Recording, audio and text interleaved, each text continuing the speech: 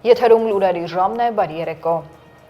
Եվ այսպես Մայրաթորում Գարեգին II ամենայն հայոց կաթողիկոսի նախագահությամբ նախատեսված էր Գերագույն հոգևոր խորհրդի Հայաստանաբնակ անդամների ժողով, որի իրավազոր նիստը հնարավոր չի եղել գումարել մի քանի հոգևորականի բացակայության պատճառով։ Այնուամենայնիվ ներկա ժողովականներն անդրադարձել են եպիսկոպոսների ստորագրությամբ հրապարակված հայտարարությանը։ Արձանագրվել է, որ շարադրանքն ամբողջապես խեղաթյուրված է, ներկայացնում Տեր Աշակ arczepiskopos Խաչատրյանի խնդրով ստեղծված հանձնախմբի աշխատանքը։ Նշվում է, որ հանձնախումբը որևէ նիստ չի գումարել եւ անգամ հնարավորություն չի ընձեռել Աշակ Սրբազանին հանդիպելու իր հետ։ Իսկ կաթողիկոսին ներկայացված հանձնախմբի անդամների եզրակացությունը պատշաճ ընթացակարգով չի կազմվել։ Նշվել է նաեւ, որ հանձնախմբի կողմից որևէ պաշտոնական դիմում չի կատարվել քննչական կոմիտե Սրբազանին վերագրվող տեսանյութի փորձաքննության համար, իսկ հանձնախմբի առանձին անդամի կողմից ստացված եզրակացությունը ձեռք է բերվել օրենքի ակնհայտ խախտումով, սպառիչ եւ լիարժեք չէ եւ չի կարող արժանահավատ հիմք ծառայել, որով եւ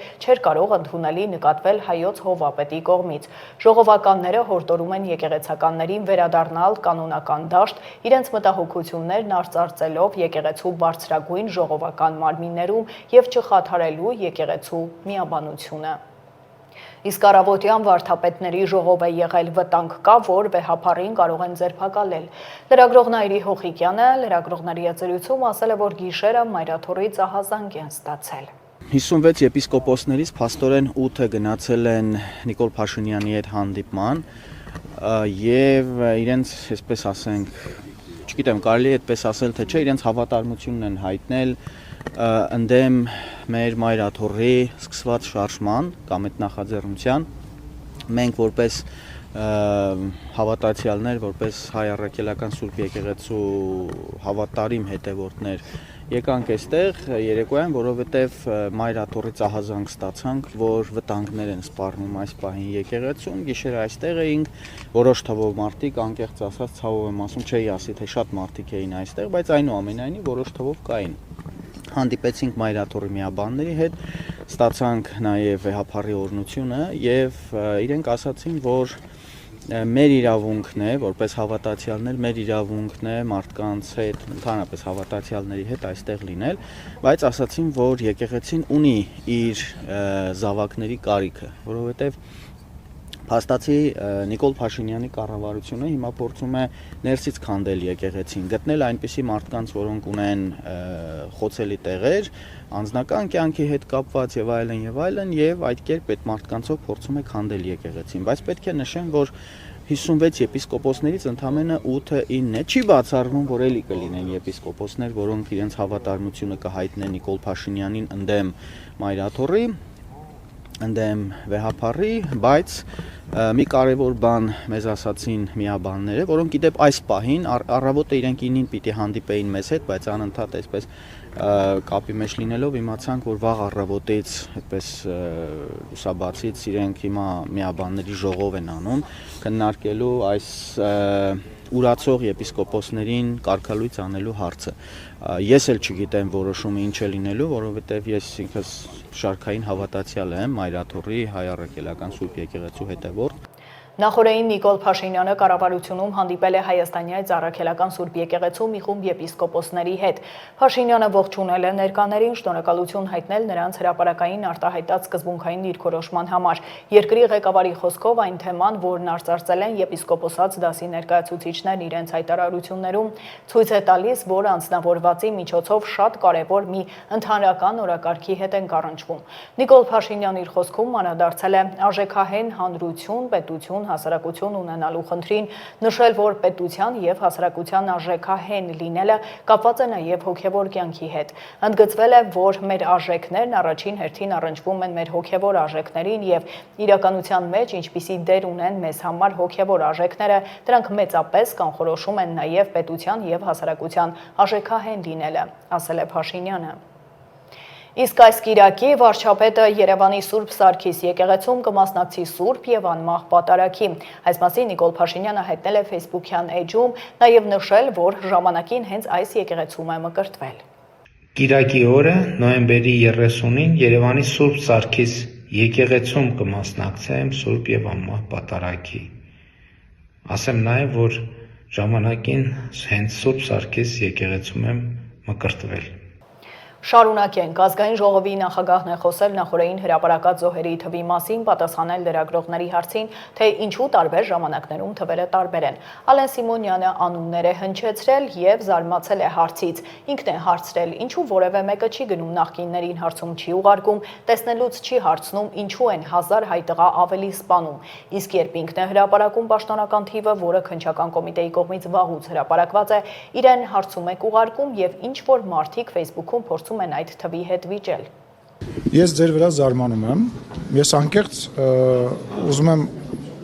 մի բան հասկանալ, այսինքն որ Միքայել Մինասյանը, Ռոբերտ Քոչարյանը, Սերժ Սարգսյանը եւ իրանց աշխատակիցները, իրանց գործընկերները, որոշ հանրային մարդիկ ասում են 5000, ասում են 6000, 7000 տեղ-տեղ 10000 են ասում, ձեզանից որևիցե մեկը չի գնում, հարցում չի ուղարկում, չի մոտենում, տեսնելուց չի հարցնում, չի ասում, բա ինչի՞ ես 1000 հայ տղա ավել սպանում այ գործիչ։ Դուք չեք հարցնում այդ հարցը։ Իսկ երբ որ ես հրապարակում եմ պաշտոնական թիվը, ես կանդրադառնամ բանի հետ կապված ձեր հարցին, պաշտոնական թիվը, որը քննչական կոմիտեի կողմից վաղուց հրապարակված է, դուք հարցում եք ուղարկում եւ ինչ որ մարդիկ Facebook-ում փորձում են այդ թվի հետ վիճել, ես գիտեմ, որ այդ մարդիկ, իմ նշած մարդիկ, հայ մարդու ցավը, հայ մարդու էմոցիան օգտագործելով իրանց քաղաքական հարցերն են ուզում լուծեն, բայց ես ձեզնից եմ ուզում հասկանամ, էլի, դուք Ազատություն ռադիոկայան, դուք Նյուզեմ, դուք մնացածից, ինչի այն ժամանակ արդեն քանի տարի է այդ մարդիկ ասում են, որ 1000, 1200, 1100 հայ տղա է ավել մեռել, ձեզանից ոչ մեկը մահացել կներեք այդ բառի համար, ձեզանից ոչ մեկը դրանց չեք հարցնում, ասում եք այդ որտեղից այդ ինֆորմացիան, ով ա տվել, Ադրբեջանն ա տվել ձեզ այդ ինֆորմացիան, ճիշտ եք ասում, սուտ եք ասում։ Միտեղ որ լիներ պաշտոնապես դա դրված, բան հարգելիս, հարց նախ եւ առաջ քննչական կոմիտեի հայտարարությունը, որը ես մեջ բերել եմ, պաշտոնական ա դրած։ Այսինքն ամբողջ հանրապետության քննչական կոմիտեի հայտարարությունը, որտեղ որ քրեական գործ կա, եթե չեմ սխալվում, պատերազմի հետ կապված հարուցված, բազմաթիվ գործեր կա, դա պաշտոնական չի, որ երկրի նախկին ղեկավարները, իրանց փեսաները, լրատվական կայքեր եւ մեդիա ունեցողները տենց բան են ասում, ինչի մի հատ հարցում։ Մի րոպե ես ձեր հարցին պետք է միջև վերջ պատասխանեմ, նոր, ես սպասում եմ ես հարցին, սպասեք, ինչի՞ չեք մի հատ այդ դրանց, կրկնում եմ դրանց հարցնում, ասում 1000 երեխա, ինչի եք սպանում, ինչ վերաբերվում է ձեր հարցին թվերի էսկոմ գնալը, նաև վարչապետն է այդ թվի մասին ստեղ խոսացել փոքր տարբերությամբ եւ այդ տարբերությունը 1200 երեխա չի եղել եւ այդ տարբերությունը հնարավոր է էլի փոխվի, որովհետեւ մենք ունենք 191 անհայտ կորած այդ մարդկանցից վարչապետի հայտարարության պահից ի վեր, պարոն Քոչարյանի հայտարարության հետ կապված նաև այդ հայտարարությունից ի վեր ինչ որ ծնողներ այնուամենայնիվ իրենց երեխաների ԴՆԿ տեստի հիման վրա վերցրել են մասունքները եւ այդ թիվը այտենց փոփոխություն է ապրել, բայց եթե մենք խոսում ենք այդ թվի 10 հոգու, 50 հոգու, կրկնում եմ 191 հոգի այս պահի դրությամբ անհայտ կորած է, տա Աստված բոլորն էլ ինչ որ տեղից, ինչ որ հրաշքով հետ վերադառնան, եւ բայց լինում է դեպքեր, որ հա ինչ որ պահի ապացուցվում է, որ այն մասունքները որոնք դեռ կան, ինչ որ մեկի այնուամենայնիվ ընտանիքի անդամն է։ Հիմա հերթով հարցեր տվեք,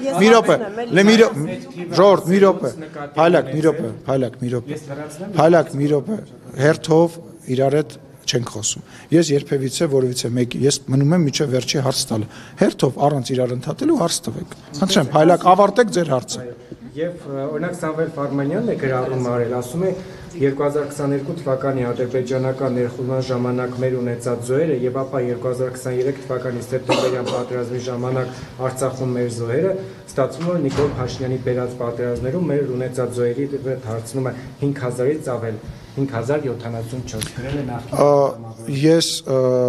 չեմ պատրաստվում այդ պերսոնաժին որևիցե ձևով արձագանքել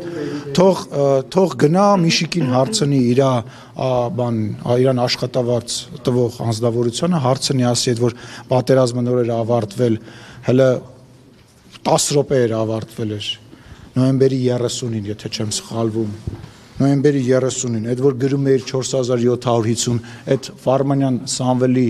կողմից էր այդ ինֆորմացիան ուղարկել, թե Սերժ Սարգսյանի բանն էիք մեջը, ապրիլյան պատերազմի թվերն էիր մեջը դրել, թե քո անձնական բան, թող գնա ինքը այդ պարզաբանումը տա, ինքը ընդհանրապես ով է, որ ես իրան մեկնաբանում։ Իսկ ազգային ժողովում թեժեր առողջապահության հարցերի հանձնաժողովում քննարկվել է ապահովագրության թեման։ Նախարարը մանրամասներ է ներկայացրել, նաև ասել, որ ընթացքում լինելու են շտկումներ։ Հանձնաժողովի նախագահը հարցրել է, եթե անձն աշխատանքից դուրս է գալիս կամ աշխատավարձի տատանում է լինում, ինչպես է կարգավորվում հարցը։ Շարունակում է ստանալ ծառայությունը, թե ոչ։ Քննարկման մասնակիցները մտահոգություններն են բարձրաձայնել ու հարցեր ուղղել նախարարին։ Բանավեճ է սկսվել։ Անձը ապահովագրության համար վճարումները իրականացնելու է ամսական կտրվածքով եւ ամսական կտրվածքով իրականացնելով ամեն ամսվա համար ինքը վճարելու է եւ իր փաթեթը շարունակելու է ակտիվ մնալ։ Երբ որ անձը դադարում է վճարել ապահովագրավճարը, նրա դադարման հաջորդ ամսվանից ապահովագրական փաթեթը կկասեցվի, մինչեւ որ ապահովագրավճարները կշարունակվեն վճարել։ Ես ասացի, որ մենք այստեղ ինչպես այլ ուրեմն վճարների պարագայում է գանձումները իրականացվում, այս պարագայում եւս ուրեմն վճարման հանձնարարագիրը կուղարկվի արդեն ԴՀԿ-ին, չէ, դատական կարգով եւ հաջորդ Եթե ինքը չվճարի, այո, այս այն պարագայում է, երբ որ անձը շարունակաբար չի վճարում իր պարտավորությունները եւ արդեն նրանից կգանձվի գումարները։ Այստեղ մենք իհարկե ես ուզում եմ նաև այս պահը շեշտադրել, որ երբ որ հաշվարկվում է անձի բազային աշխատավարձը եւ նա ներառվում է ապահովագրական համակարգ, նա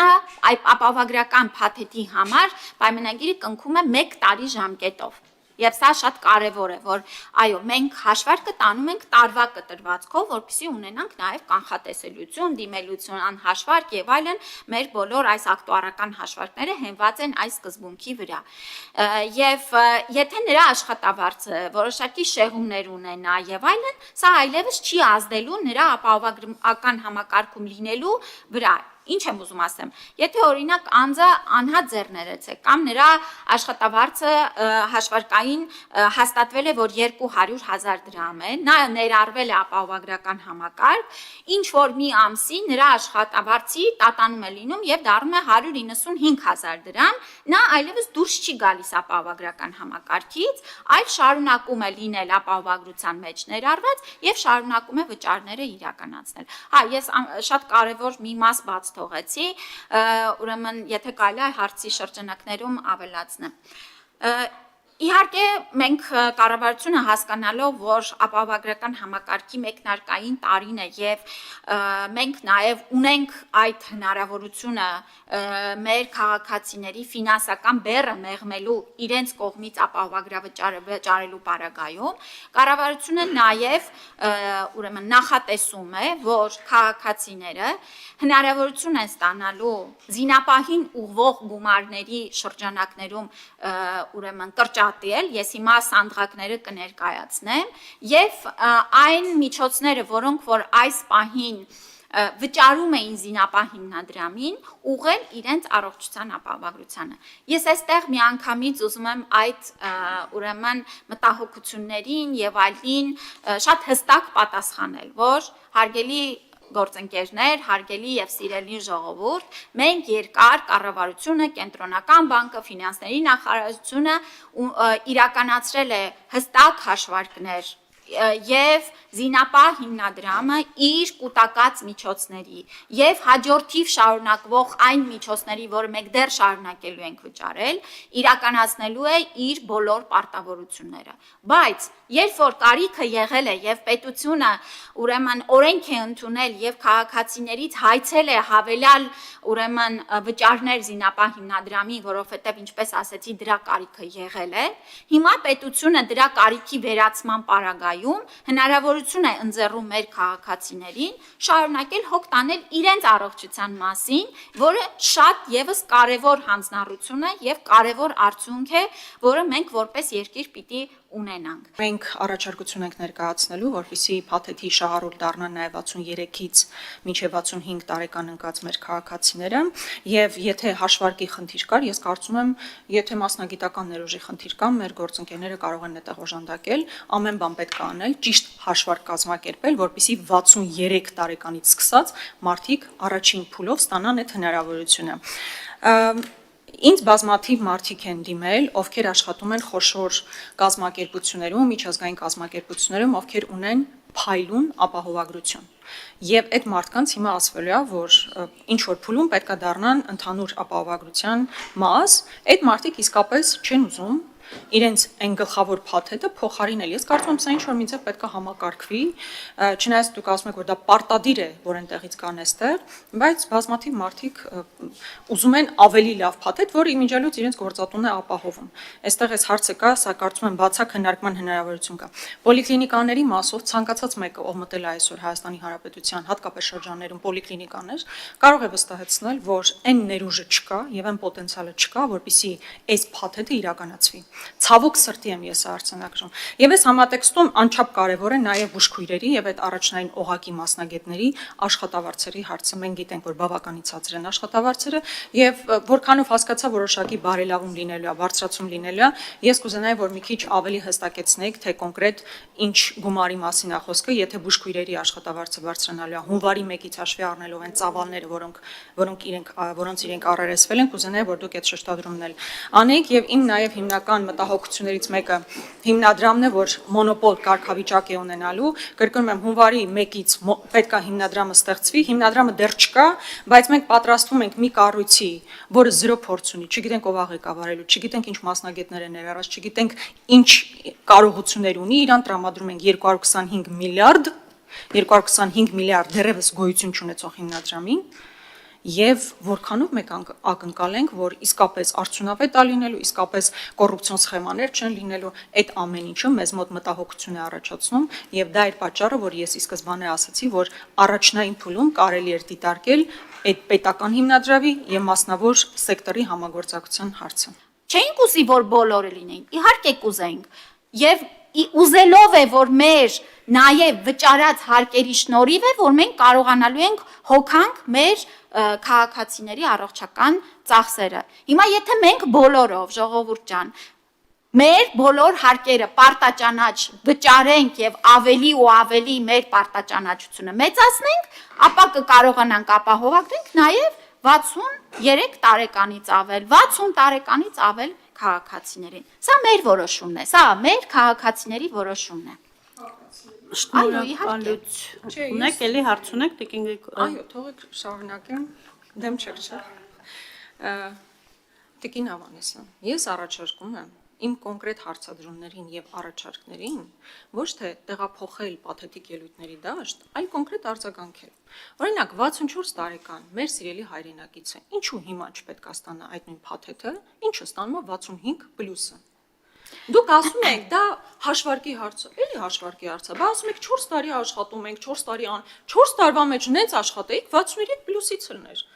Բայց ձեր աշխատանքը ո՞նց է դրսևորվում, ես դա չեմ կարողանում հասկանալ։ Կամ է, որ ասում եմ, փաթեթը պետք է արդեն ձևավորված լինի, ասում եք, մենք դեռ աշխատում ենք։ Հասկանում եք, հունվարի 1-ից մի ամիս հետո Պրոցեսը պետք է սկսվի, դուք դեռ փաթեթ չունեք ձևավորած։ Եկել եք ազգային ժողովին։ Տիկին Գրիգորյան, չէ, բայց դուք էլ մանիպուլյացիաներ մի արեք եւ իմ ելույթներին գնահատականներ մի տվեք։ Ձեր պաթետիկ հարցերին ես կպատասխանեմ։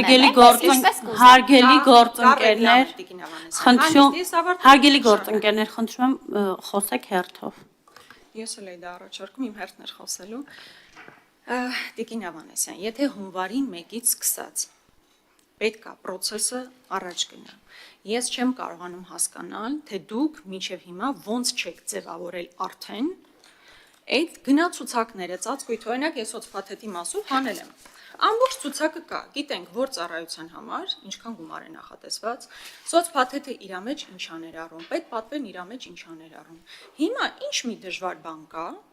եթե մի ամիս հետո պետքա գործընթացը գնա։ Արդեն դա պատրաստած լինեիք, մեզ էլ փոխանցեիք, մենք էլ իմանայինք, ձեզ էլ գովեինք, ասենք, ես ինչ լավ փաթեթ եք ներկայացնում։ Ինչն է խնդիրը, այսինքն դուք չեք տեսնում, որ դուք ուղղակի մեծ բաց թողում եք ունեցել։ Այսօր ուզում եք ազգային ժողովի պատգամավորը քվեարկի մի օրենքի համար, որի ամբողջական պատկերացումը դուք այս բանին դեռ չունեք, ասում եք մենք աշխատում ենք փաթեթի վրա։ Ես դա կարծում եմ շատ մեծ բաց թողում է։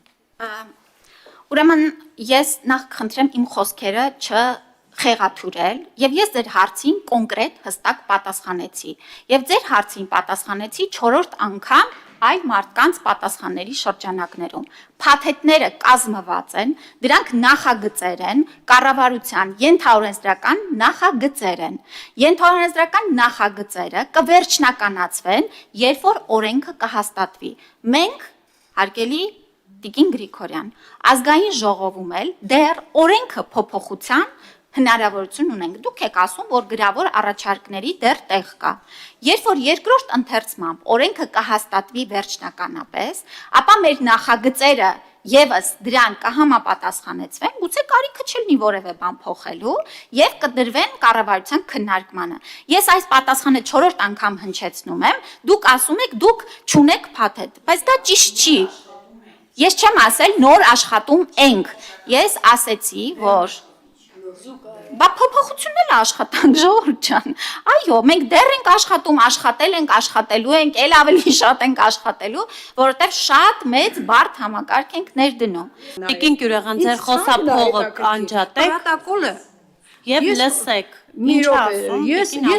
ասեմ, որ իմ ասացի վրա ինքը պատասխանում է։ Դուք ասեցիք հիմա ինքը պատասխանում է, ցանկը չկա, այդ պրոտոկոլը ինձ ինչի՞ սա պետք։ Եթե ես չգիտեմ X հիվանդություն է ցանկի մեջ կա թե չէ, իմ ինչին է պետք որ գնամ նայեմ տեսնեմ այդ X հիվանդության ծախսն ինչքան է։ Ես պետք է իմանամ որ հիվանդությունը կա, որ այդ հիվանդության պրոտոկոլը նայեմ ու հասկանամ ինչպես ուսումնասիրել, ինչպես քննարկել ծախսարդյունավետությունը։ Առաջնային խնդիրը ցանկի մասին է հարցը։ Տիկին Գյուրեղյան ջան, եթե ցանկը ձեզ այդքան հետաքրքիր էր, ինչու մեկ անգամ չուղարկեցիք հարցում եւ ուզեցիք մեզնից Տիկին Ավանեսյան, դուք բանախարար եք, պարտավոր եք այսօր իմ հարցերին պատասխանել եւ ես իրավունք ունեմ այսօր տալ կամ գրավոր ուղարկել։ Դա ինչ ասելու բան է։ Սա իմ իրավունքն է այսօր տալու, ես այսօր եմ տալիս։ Տիկին Գյուրեղյան, խնդրում եմ ձեզ մի հատ հանգստություն պահպանել, չի կարելի այսպես մասնակցել։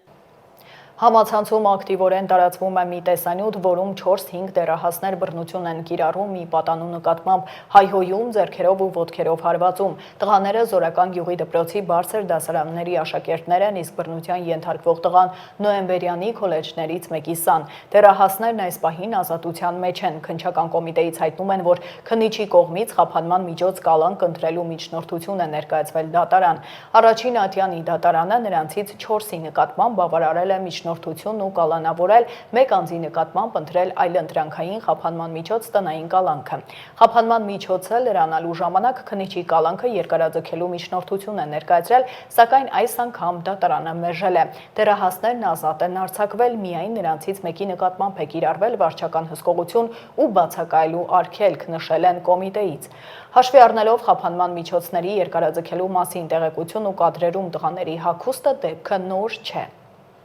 Հանրապետության տարբեր մարզերում բռնկված հրդեհների բոլոր օջախները մարվել են, ներքին գործերի նախարարությունն է հայտարարել, հորդորելով պահպանել հրդեհային անվտանգության կանոնները։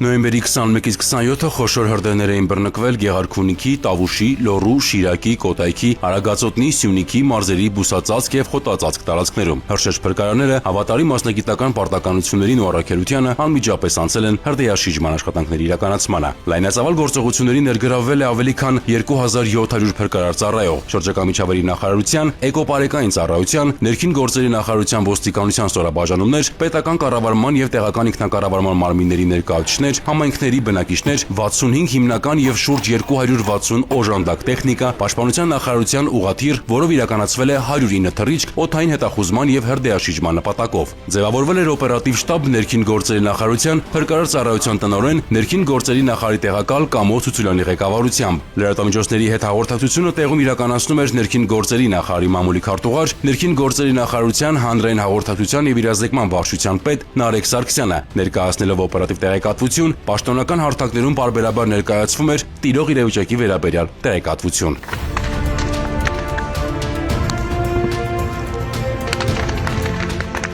Մեծամասշտաբ հրդեհի վերաբերյալ առաջին ահազանգը ստացվել է նոյեմբերի 21-ին։ Մարտունու, Վարդենյանց Լեռնանցքի, Զոլաքարի, Լճաշենի եւ այլ տարածքներում բռնկված օջախները մարելու նպատակով ներքին գործերի նախարարության փրկարար ծառայության ուժերը անմիջապես անցել են հրդեհաշիջման գործողությունների։ Հրշեջ փրկարաններին հաջողվել է արդեն նոյեմբերի 25-ին նշված հատվածներում ամբողջովին մեկուսացնել հրդեհը, կանխելով կրակի տարածումը, անտառային հատվածներ եւ բնակելի գոտիներ։ Նոյեմբերի 22-ից 24-ը ահազանգեր են ստացվել նաեւ Տավուշի մարզի Նավուր բնակավայրի եւ Դիլիջան քաղաքի հարակից անտառացած տարածքներում բռնկված հրդեհների վերաբերյալ։ Իրականացվել են մեծամասշտաբ հրդեհաշիջման աշխատանքներ։ Դիլիջանի ոլորանների եւ Լեռնային Հայաստան առողջարանի մոտակա հատվածներում արձանագրված հրդեհները մարվել են։ Հրշեջ փրկարաններին հաջողվել է կանխել հրդեհի տարածումը դեպի առողջարանային գոտի ու բնակելի տներ։ Իսկ լուրերն այն մասին, թե հրդեհների հետևանքով կենդանիներ են տուժել, ապա տեղեկատվություն է։ Նույն ժամանակահատվածում ահազանգեր են ստացվել նաեւ Լոռու, Շիրակի, Կոտայքի, Արագածոտնի, Սյունիքի, Մարզերի, Խոտածածկ եւ Բուսածածկ տարածքներում բռնկված հրդեհների վերաբերյալ։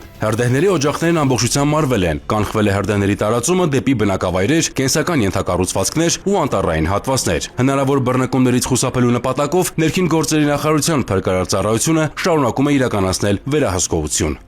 Ցավոք նոյեմբերի 26-ին ծառայական պարտականությունները կատարելիս զոհվել է հրշեջ փրկարար, փրկարար ծառայության սերժանտ Տարոն Սիմոնյանը, եւս 4 հրշեջ փրկարար տեղափոխվել են բժշկական կենտրոն, նրանց կյանքին վտանգ չի սպառնում։ Այս ընթացքում ԶԼՄ-ներում եւ սոցցանցերում հրապարակվեցին չճշտված, որոշ դեպքերում նաեւ խոճապային տրամադրություններ հրահրող տեղեկություններ։ Փրկարար ծառայության կողմից օպերատիվ չգործելու, տեխնիկայի անբավարարվածության, իրավիճակը չվերահսկելու վերաբերյալ, իսկ իրականում փրկարարները համագործակցելով գործընկեր կառույցների աշխատակիցների հետ գործեցին պրոֆեսիոնալ եւ օպերատիվ։ Նրանք օրերի ընթացքում մարեցին հրդեհները, կանխեցին հետագա զարգացումները ու անդառնալի վնասը։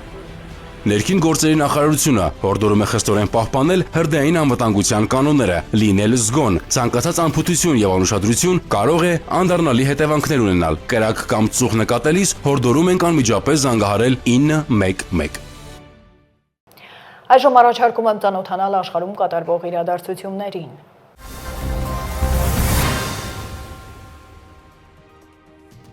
Ռուսաստանի նախագահ Վլադիմիր Պուտինը եւ Հնդկաստանի վարչապետ Նարենդրա Մոդին դեկտեմբերի 4-ից 5-ը Հնդկաստանում կքննարկեն միջազգային եւ տարածաշրջանային հրատապ հարցեր։ Այս մասին հաղորդում է Կրեմլի մամուլի ծառայությունը։ Նշվում է, որ Հնդկաստանի վարչապետ Նարենդրա Մոդիի հրավերով Ռուսաստանի Դաշնության նախագահ Վլադիմիր Պուտինը դեկտեմբերի 4-ից 5-ը պետական այցով կմեկնի Հնդկաստանի Հանրապետություն։ Այս այցը մեծ նշանակություն ունի։ Հնարավորություն է տալիս բազմակողմանիորեն քննարկել հատուկ արտոնյալ ռազմավարական գործընկերություն ունեցող ռուս-հնդկական հարաբերությունների ողջ լայն օրակարգը, քաղաքական, առևտրատնտեսական, գիտատեխնիկական, մշակութային, հումանիտար բնագավառներում, ինչպես նաև դիտարկել միջազգային եւ տարածաշրջանային հրատապ թեմաներ։ Հենց այս հարցերը կլինեն Նարենդրա Մոդիի գլխավորած հնդկական պատվիրակության հետ բանակցությունների ուշադրության կենտրոնում, ասվում է հաղորդագրությունում։ Բանակցությունների արդյունքում կընդունվի համատեղ հայտարարություն եւ կստորագրվեն մի շարք երկկողմ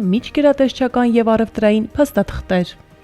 Ուկրաինայի նախագահ Վլադիմիր Զելենսկին հայտարարել է, որ շաբաթվա վերջին ուկրաինական եւ ամերիկյան պատվիրակությունները կշարունակեն աշխատանքները խաղաղության ծրագրի դրույթների վրա։ Այս մասին Զելենսկին նշել է X-ում գրառման մեջ։ Շաբաթվա վերջում մեր թիմն ԱՄՆ ներկայացուցիչների հետ միասին կշարունակի Ժնևում ձեռք բերված կետերը վերածել այնպիսի ձևի, որը մեզ կդնի խաղաղության եւ անվտանգության երաշխիքների ճանապարհին։ Կկայանա պատվիրակությունների հանդիպում եւ ուկրաինական պատվիրակությունը լավ պատրաստված կլինի եւ կկենտրոնանա էական աշխատանքի վրա, նշել է Զելենսկին։ Նրա խոսքով ուկրաինական կողմը սերտ կապի մեջ է ամերիկյան կողմի եւ եվրոպացի բարեկամների հետ։ Զելենսկին երախտագիտություն է հայտնել նաեւ աշխարհի այլ մասերում գտնվող իր գործընկերներին Ուկրաինայի ինքնիշխանությանն աջակցելու համար։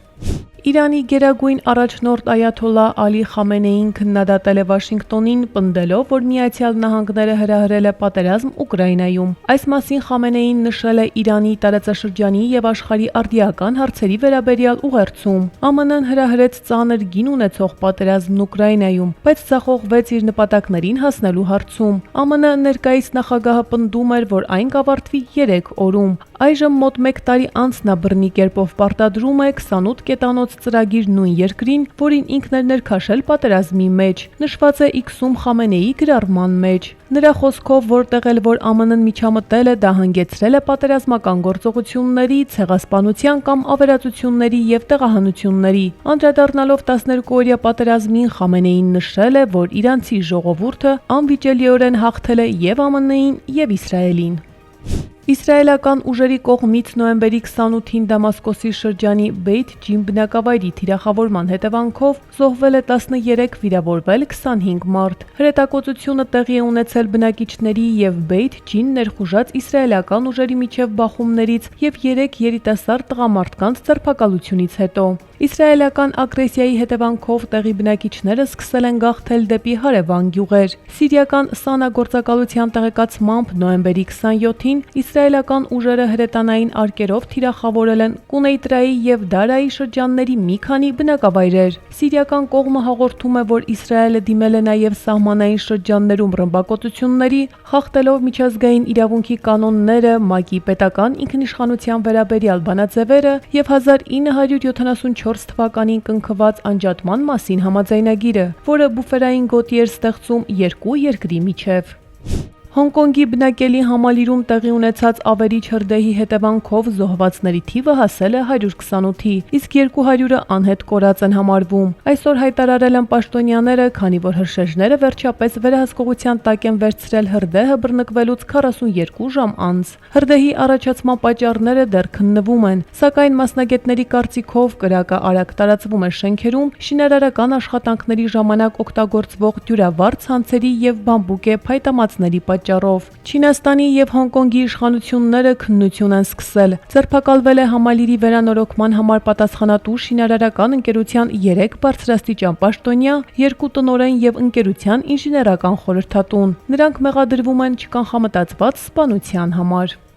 Թայլանդի հարավային Հաթ Յայ քաղաքում ջրհեղեղի զոհերի թիվը 55-ից հասել է 110-ի։ Իշխանությունները զոհերի թվում ներառել են հիվանդանոցում բնական պատճառներով մահացածներին, նրանց ում ինքնությունը դեռ չի հաստատվել, ինչպես նաև հեղեղված տարածքներից դուրս բերվածներին։ Հաթ Յայում ջրի մակարդակը վերջին օրվա ընթացքում իջել է, ինչը հնարավորություն է տվել տարհանել տուժածներին եւ ակտիվացնել որոնողափրկարարական աշխատանքները։ Տարերքի հետևանքների վերացման եւ բնակչությանը մարդասիրական օգնության տրամադրման աշխատանքներում գործի են դրված Թայլանդի ռազմածովային ուժերը։ Ընդհանուր առմամբ ջրհեղեղից տուժել է մոտ 2 միլիոն բնակիչ։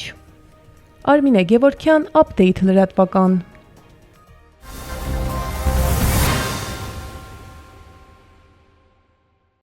Պատահար Գեղարքունիքի մարզի Գագարին գյուղի մոտակայքում Երևան-Իջևան ճանապարհի 52-րդ կիլոմետրին բախվել են Զիլմակնիշի Բեռնատարն ու Օպելը։ Վարորդն արգելափակվել է, մինչև փրկարարների կանչի վայր հասնելը Օպելի վարորդը տեղի ուժերով դուրս է բերվել արգելափակումից, տեղափոխվել բուժկենտրոն, որտեղ մահացել է։ Փրկարարները հոսանքազրկել են մեքենան, փակել գազի բալոնների փականները։ Չարենց Հավանի համայնքային ոստիկանները թմրամիջոցի իրացման դեպք են բացահայտել, երիտասարդը կալանավորվել է։ Համայնքային ոստիկանության Չարենցավանի բաժնի ծառայողները ձեռնարկած օպերատիվ հետախուզական միջոցառումների արդյունքում Չարենցավանի հուշահամալիրի մոտակայքում հայտնաբերել, թմրանյութ պահելու եւ վիրացնելու կասկածանքով ձերբակալել եւ բաժին են տեղափոխել օտարերկրյա քաղաքացի 23-ամյա մի երիտասարդի։ Նրա անձնական խուզարկությամբ հայտնաբերվել են հերոին տեսակի թմրանյութի նմանվող զանգվածով 19 փաթեթ, ընդհանուր 29.9 գրամ քաշով։ Պարզվել է, որ երիտասարդը փաթեթները պետք է տեղադրեր Չարենցավան քաղաքի տարբեր հատվածներում, իսկ մի քանի փաթեթ արդեն իսկ տեղադրել էր հուշահամալիրի մոտակայքում։ Նախաձեռնված քրեական վարույթի շրջանակում կատարված զննությամբ հուշահամալիրի տարածքում հայտնաբերվել է արդեն իսկ տեղադրված թմրանյութի 23 փաթեթ, ընդհանուր 25.25 գրամ քաշով։ 23-ամյա երիտասարդը կալանավորվել է, կատարվում է նախաքննություն։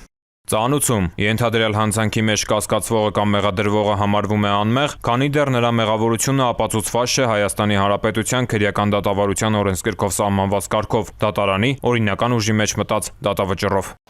Եվ հանրապետության տարածքում մինչև նոյեմբերի 30-ը սպասվում է առանց տեղումների եղանակ։ Դեկտեմբերի 1-ին 2-ի գիշերն առանցին շրջաններում սպասվում են տեղումներ, օդի ջերմաստիճանն էլ էապես չի փոխվի։ Այսքանը դուք դիտում եք ապդեյթ լրատվականը, հիշեցնեմ վայրկյաններ անց վերլուծությունն է, բաց չթողնեք, իսկ ես ձեզ հրաժեշտ եմ տալիս ու մաղթում հաճելի հանգստյան օրեր։